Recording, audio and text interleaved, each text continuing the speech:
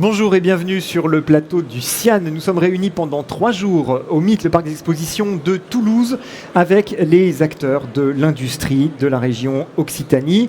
Et sur ce plateau, j'ai le plaisir d'accueillir ces acteurs pour évoquer tous les sujets qui tiennent aux défis, aux enjeux, aux problématiques que rencontre l'industrie d'aujourd'hui.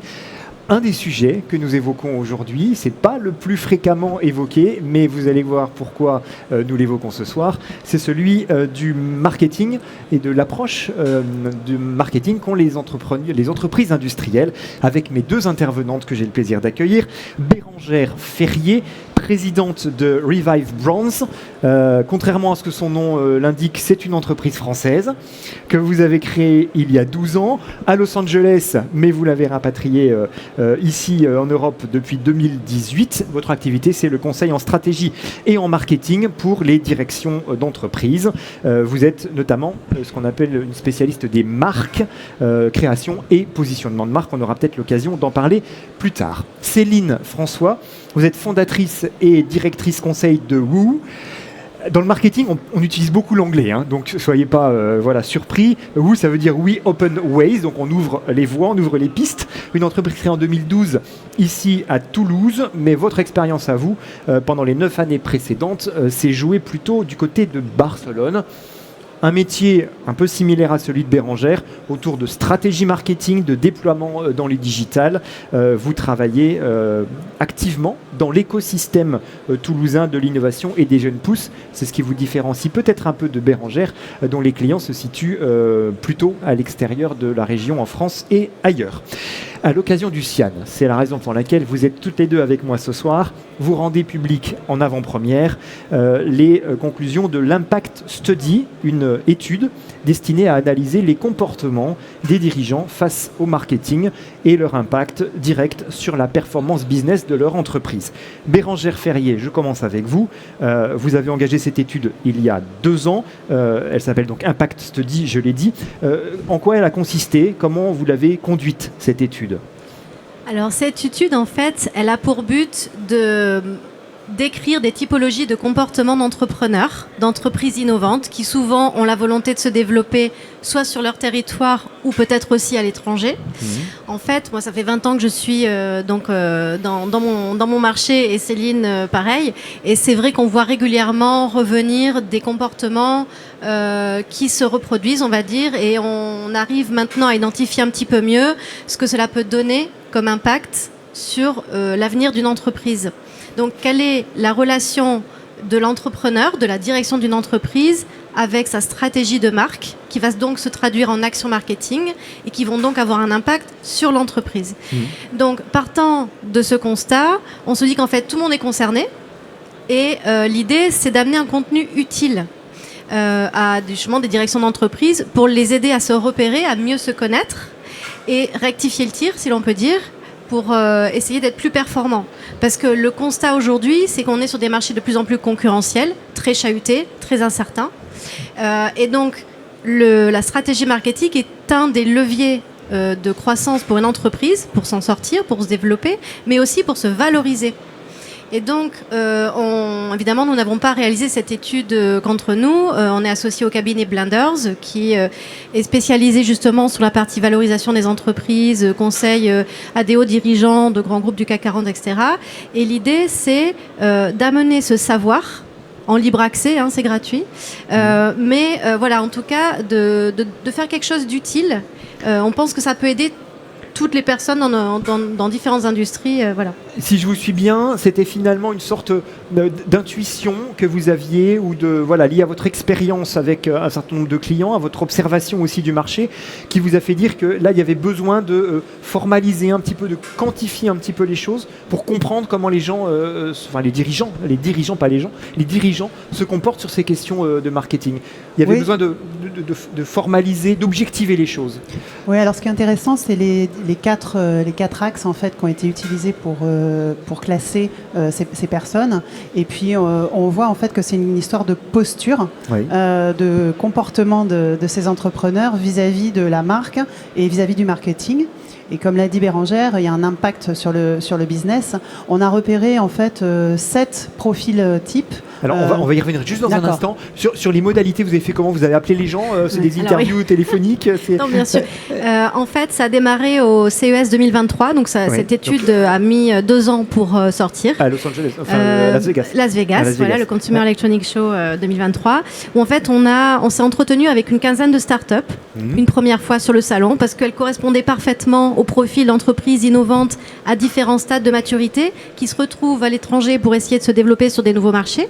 Et donc on leur a parlé en 2023, au bout de 6 mois, au bout d'1 an, et on les a observés sur 2 ans. Donc on a un recul de 2 ans à peu près de tout ce qui est sorti dans la presse et plus des entretiens que nous avons eus avec eux. Oui. Ça a été complété également par nos observations terrain, nos observations métiers, avec chacun nos expériences aussi, comme on l'a dit, voilà, ça fait quand même 20 ans qu'on pratique aussi nos métiers. Oui. Et peut-être une phase suivante sera de l'enrichir au niveau quanti, mais déjà c'est une approche psychosociologique qui montre, encore une fois, l'impact que ces comportements peuvent avoir sur toute une entreprise. Voilà. Mais ça s'appuie sur des faits réels quand même. Bien entendu. Et de l'expérience aussi, effectivement, de nos clients qu'on retrouve énormément dans cette étude. Alors, je vous ai interrompu, pardon, Céline, effectivement, vous alliez commencer à nous expliquer que les conclusions de cette étude vous ont permis donc de dessiner 7 profils, c'est ça, de dirigeants. Il y a 7 profils, donc c'est des profils, l'idée c'est pas de mettre des gens dans des cases, mais c'est vraiment d'identifier quand même, de prendre conscience de ces profils-là. Alors on peut donner par exemple l'improductif. Donc l'improductif, c'est quelqu'un qui va être très à l'aise et très présent un peu partout sur les réseaux sociaux, dans les médias, etc. Mais qui va pas avoir converti en vente en fait. Il n'a pas encore vendu. Donc lui, il a un avenir quand même qui est assez incertain et il y a une déconnexion en fait entre le bruit qu'il produit et l'impact qu'il a au niveau business. Après, il y a le trop confiant. Donc le trop confiant, lui, il a connu sans doute dans le passé des succès. Il a une marque qui est un peu figée et il ne remet pas en question ni son discours ni son image de marque. Et du coup, lui, il est un peu décalé et il va être fragilisé dans le futur. Il s'est un peu endormi sur ses lauriers. C'est ça. C'est un peu ça l'idée. C'est ça un peu l'idée. Ensuite, il y a l'ambivalent. Alors lui, il navigue à vue, il lance une offre, il doute, il teste, il revient en arrière, mais sans jamais clarifier réellement les choses. Du coup, il dilue en fait ses efforts. Donc lui aussi, il y a plein de qualités, mais il y aurait aussi des axes d'amélioration pour avoir un développement plus durable.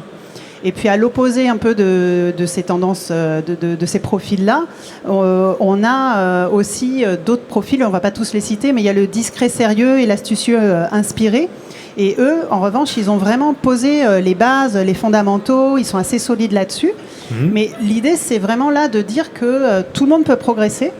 Donc on ne les met pas effectivement définitivement dans une catégorie, mais le but, c'est de prendre du recul, de savoir où est-ce qu'on en est, et puis à ce moment-là, de pouvoir connaître ces leviers de progression que l'on indique d'ailleurs pour chacun des profils. Dans l'étude, il y a des axes d'amélioration qui sont conseillés en fonction du profil. On est chef d'entreprise, on est nécessairement dans l'une de ces 7 catégories où les choses sont un petit peu moins silotées que cela, c'est-à-dire qu'on peut être un peu de catégorie 1, un peu de la catégorie 3, c'est plus subtil. Oui. Alors en fait, on propose de faire un test justement à la fin de l'étude pour que chacun puisse se connaître son profil principal, mais aussi son profil secondaire. Parce qu'on est d'accord que les choses ne sont pas figées, il ne s'agit pas de cases, il s'agit de tendances de comportement. Donc souvent, ça se joue à cheval sur 2 principales typologies. Mais c'est vrai que toutes les personnes à qui nous avons fait en avant-première lire l'étude se retrouvent quand même principalement dans un des profils. Et puis surtout, ça fait sourire parce que c'est bienveillant. Le but, voilà, c'est ne pas juger des personnes sur leur comportement. C'est surtout qu'elles apprennent à se connaître pour essayer de faire différemment. Donc il y a aussi cette importance de donner des clés de succès ou des clés d'amélioration. Ouais. Justement, l'idée, c'est effectivement qu'on s'empare des résultats de l'étude et puis des résultats éventuellement du questionnaire pour changer ses comportements ou faire mieux, en tout cas. Oui, c'est ça vraiment l'idée, c'est de pouvoir déjà prendre conscience effectivement de là où on est et prendre conscience aussi de l'importance que ça a en termes d'impact sur son business. souvent on décorrèle le marketing et l'impact business qu'on peut avoir. C'est un peu une partie cosmétique, alors que ça a vraiment un fort impact sur l'activité. Mais parce que c'est pas toujours facile, voire parfois très difficile, de quantifier, d'évaluer les impacts d'une stratégie marketing ou d'une politique de communication sur ses ventes. C'est aussi une réalité dans l'entreprise. Tout à fait. Alors cela dit, nous, on s'appuie sur 4 piliers pour juger une stratégie, d'accord, pour essayer d'évaluer une stratégie. Le premier, c'est le positionnement stratégique. Il y a certaines entreprises qui ont des positionnements stratégiques qui sont flous. Qu'est-ce qu'un positionnement stratégique ? C'est la façon dont je me positionne sur mon marché vis-à-vis d'une concurrence, vis-à-vis de cibles. Est-ce que ce positionnement est pertinent ou est-ce que parfois il peut être dépassé ou carrément inexistant ? Ça, c'est la réalité des choses. On arrive toutes les deux sur nos clients respectifs, parfois dans des cas concrets de ce type-là. Donc le positionnement stratégique, c'est déjà un premier levier. Est-ce que l'entreprise en a un ? Est-ce qu'il est pertinent ou est-ce qu'il n'y en a pas ? La différenciation, ça c'est le deuxième pilier, parce que certaines entreprises sont persuadées d'avoir un superbe produit ou offre, etc., enfin de service, mais est-ce vraiment différenciant par rapport à la concurrence ?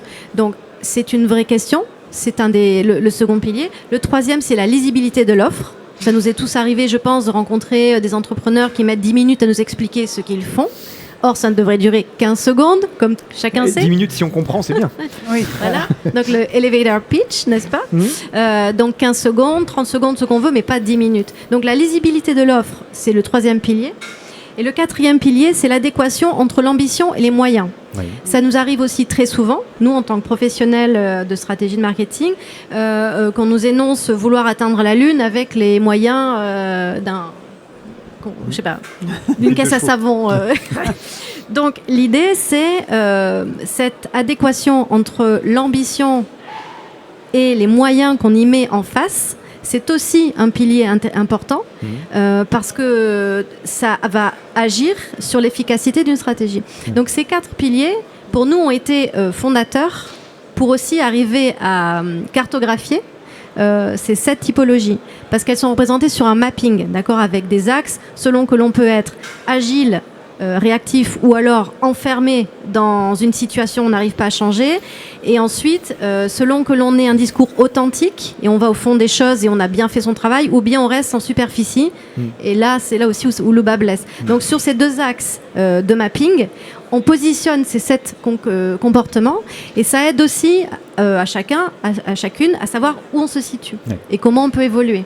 Est-ce que cette étude, d'une certaine manière, elle conforte la vision que vous aviez des chefs d'entreprise, alors on va parler des chefs d'entreprise français, de la région, mais plus largement français, c'est-à-dire voilà, une certaine difficulté peut-être à maîtriser les enjeux de la culture marketing et du marketing dans l'entreprise. Est-ce que vous avez le sentiment que voilà, on a encore du marge de progrès sur ce sujet-là aujourd'hui, vous qui êtes des expertes du marketing et qui amenez les chefs d'entreprise à prendre conscience du fait qu'il y a du boulot? Oui, alors là, je vous rejoins totalement. C'est-à-dire que la culture du marketing en France, elle n'est pas forcément très développée. On le voit même dans les écoles d'ingénieurs, où la stratégie marketing est encore trop peu présente.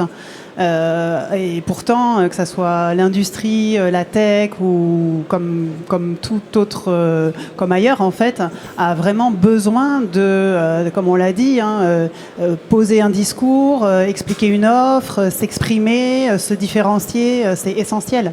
Et c'est ça que permet le marketing. À contrario, vous qui connaissez bien les États-Unis, vous qui avez travaillé en Espagne, on est dans des cultures qui sont un petit peu plus tournées et un peu plus ouvertes au marketing. Alors là, on est face à une concurrence qui, elle, pour le coup, est un peu plus solide sur ces questions-là. Tout à fait. D'ailleurs, on le sait bien. Les Américains sont meilleurs que nous en marketing. Alors, en plus là, nous sommes dans un salon de l'industrie, donc souvent le mot marketing est un gros mot. Voilà, marketing, oui, d'accord, merci, au revoir, on vous rappellera.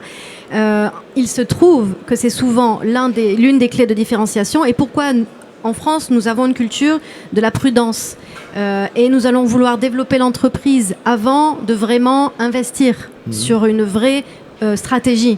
marketing. Le problème, c'est que les Américains, eux, vont attendre bien sûr un minimum que le fit to market, d'accord, que le produit rencontre son marché, mais très vite et plus vite que nous vont investir et vont se donner les moyens d'investir. Nous, on le voit quand par exemple certains clients américains, quand on leur dit qu'on va travailler phase 1, phase 2, phase 3, parce qu'on a une démarche très méthodologique, très itérative, très rationnelle, mais derrière ils vont nous dire non mais ok, moi je valide les 3 phases, comment est-ce que je paye ? Non mais vous pouvez me payer phase 1, puis phase 2, puis phase 3. Comme souvent nous demandent les clients français. Non mais je m'engage, je veux signer, je veux payer, tout. Ça n'arrive pas en France. Donc il y a un réel engagement. Parce qu'il y a une méfiance, enfin peut-être une réticence ou une méfiance finalement. Une méfiance ou peut-être une prudence où j'y vais step by step. Alors que le marketing strategy aux États-Unis est vraiment perçu comme un levier de croissance et de développement et de valorisation de l'entreprise. Et donc c'est important et on le souligne dans l'étude. On décrit un petit peu justement ce point-là. Ça peut faire la différence. Et c'est ce qui fait que parfois on avance moins vite ou on est moins compétitif. Voilà. Oui, en fait, c'est pas juste une question d'image, le marketing, c'est vraiment une question de business. Oui. D'où l'importance que ça a et l'impact que ça a sur l'activité de l'entreprise. Et il y a une petite confusion souvent sur ce sujet. Alors j'ai le sentiment, mais vous me direz si vous êtes d'accord avec moi, que si le sujet avance, c'est dans plus spécifiquement le domaine des ressources humaines, où on parle de la marque employeur aujourd'hui. C'est-à-dire que les entreprises ont pris conscience, un peu contraintes et forcées, du fait que le déficit de marque employeur, le manque de positionnement sur un certain nombre de sujets, de valeurs et de grandes questions, avait un impact très direct, c'est-à-dire qu'ils n'arrivaient pas à recruter, ou quand ils recrutaient, ils n'arrivaient pas à fidéliser. Ça, c'est quelque chose qui permet peut-être de faire avancer un peu votre cause, ou la cause du marketing de façon générale. Alors la marque employeur n'est qu'une dimension de l'image de marque, évidemment. Mais c'est vrai que si on n'a pas les talents, il manque quelque chose aussi dans l'entreprise pour se développer, on est d'accord. Voilà, nous, on traite de l'image de marque plus globale. Mais c'est vrai que la marque employeur est un des sujets aussi qui peut pêcher et sur laquelle on n'investit pas forcément. Et maintenant, c'est vrai qu'il y a peut-être une prise de conscience par la raréfaction de certains talents très recherchés, où effectivement on a besoin de recruter et d'attirer les bonnes personnes. Votre message aujourd'hui, c'est de dire investissez sur le marketing, emparez-vous de cette question-là, ça n'est pas accessoire, surtout si vous allez à l'international. C'est un petit peu ça que vous dites ? Oui, tout à fait. Et même si on ne va pas effectivement à l'international, clarifier ses messages, son positionnement, être compréhensible, différenciant, accessible, ça me paraît quand même vraiment fondamental en fait. C'est vraiment un levier structurant pour une entreprise. Donc rien que la prise de conscience déjà ce serait super au niveau de l'industrie et même en B2B, il n'y a pas besoin de faire du grand public et on n'a pas besoin d'être Coca ou autre pour faire du marketing en fait. C'est pas uniquement ce qu'on voit c'est pas que de la publicité, loin de là. Oui, le marketing, c'est pas la communication. Faut bien distinguer les deux notions. C'est le deuxième message que l'on espère porter aussi. On confond souvent communication et stratégie marketing, d'accord ? Donc la communication, c'est je vais voir une agence, un freelance, un graphiste, j'ai besoin d'un nouveau logo, j'ai besoin d'un nouveau site web. Bon, ça c'est bien, mais c'est mieux quand ça répond à une vraie stratégie. Et donc, ce qu'on fait en amont, c'est du planning stratégique. Donc, le planning stratégique, c'est je travaille sur mon ambition, sur ma vision, sur mon positionnement. Je travaille ensuite sur ma marque. Qu'est-ce qu'elle évoque ? Est-ce que le nom est encore pertinent par rapport à mon ambition pour 3 à 5 ans ? Est-ce que mon logo est pertinent ? Et c'est seulement après qu'on va se poser la question des outils. Donc, on espère en tout cas un message que l'on peut porter aussi. Communication, c'est de l'outil. La stratégie marketing, c'est la réflexion en amont qui permet d'optimiser les investissements sur les outils. Et donc, c'est important, encore une fois, dans un milieu concurrentiel très chahuté, de bien veiller à faire ce travail-là en amont pour ne pas dépenser bêtement sur des campagnes qui ne marcheront pas.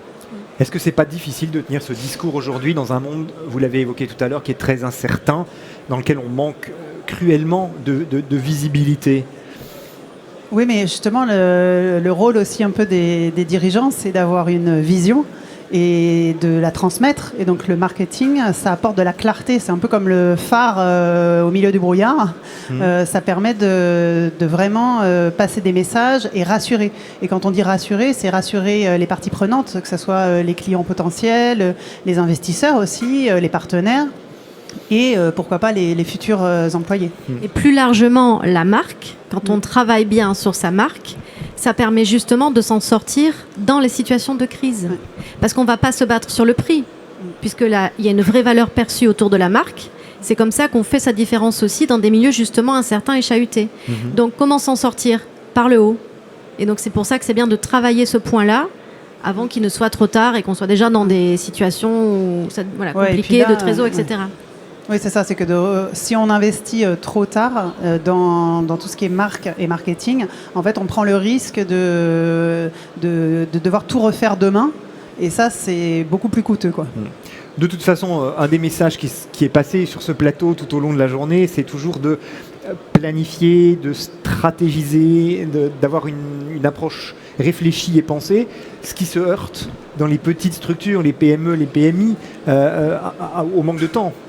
Au manque de temps du dirigeant et de l'équipe dirigeante, au manque de staff aussi parfois, parce que du spécialiste en marketing, en général, dans une PME, on n'en trouve pas. D'où la nécessité de faire appel à des gens comme vous, on est bien d'accord. Mais en tout cas, il y a une démarche à enclencher qui n'est pas naturelle et qui n'est pas évidente dans les petites entreprises françaises. Mais c'est pour ça que là, l'étude, c'est un outil concret. Ouais. Le test fait en 2 minutes, il y a 10 questions, c'est très simple, ça permet de savoir où on se situe. Nous, derrière, on envoie le résultat, on propose éventuellement d'échanger sans engagement aucun pour qu'ils aient plus d'explications et les alimenter avec justement ce feedback, ces meilleures connaissances pour peut-être qu'ils fassent d'autres choix derrière. Ouais. Donc c'est un outil concret. Ouais, votre objectif avec cette étude, c'était finalement d'alerter. C'est un rôle de... on braque le projecteur sur le problème pour qu'enfin il apparaisse sur la place publique. C'était un peu ça l'idée. Oui, c'est vraiment ça l'idée, c'est d'acculturer les gens au sujet du marketing et de clarifier un peu sa signification, son périmètre et son impact, d'où le nom Impact Study, sur le business. Il est trop décorrélé encore aujourd'hui de l'activité vraiment stratégique d'une entreprise. La suite, pour vous, en tout cas par rapport à cette étude, il y en aura une deuxième, vous allez la développer. Comment est-ce que vous envisagez de capitaliser sur ce premier travail? Donc la phase 1, effectivement, déjà, c'est de la publier. La phase 2, c'est de l'enrichir de data quantitative. Oui. Donc on réfléchit à différentes solutions et pistes qui nous sont proposées. Mais ça sera sûrement l'occasion d'amener un petit peu plus, d'enrichir l'étude. Mais déjà, à ce jour, elle est hyper riche. Elle enseigne énormément de choses. C'est facile à lire, c'est rapide. On a fait bosser une illustratrice, donc en plus c'est beau. Donc, tout à fait, c'est bien présenté. Oui. Ça donne envie de lire. Oui. On la trouve où cette étude? Comment est-ce qu'on peut la découvrir? Donc on peut la télécharger en ligne sur le site revive-brands.com. Peut-être qu'on pourra le mettre en légende quelque part, je ne sais pas. Mais sinon, c'est Revive, REVIVE-brands, comme les marques en anglais au pluriel, .com. Voilà. Merci beaucoup à toutes les deux d'être venues sur le plateau du CIAN pour nous présenter cette étude et puis faire la petite piqûre de rappel qui va bien sur la nécessité de penser son marketing avant de faire des bêtises et avant de rater de belles opportunités. Merci à vous. Merci bonne journée et bon salon.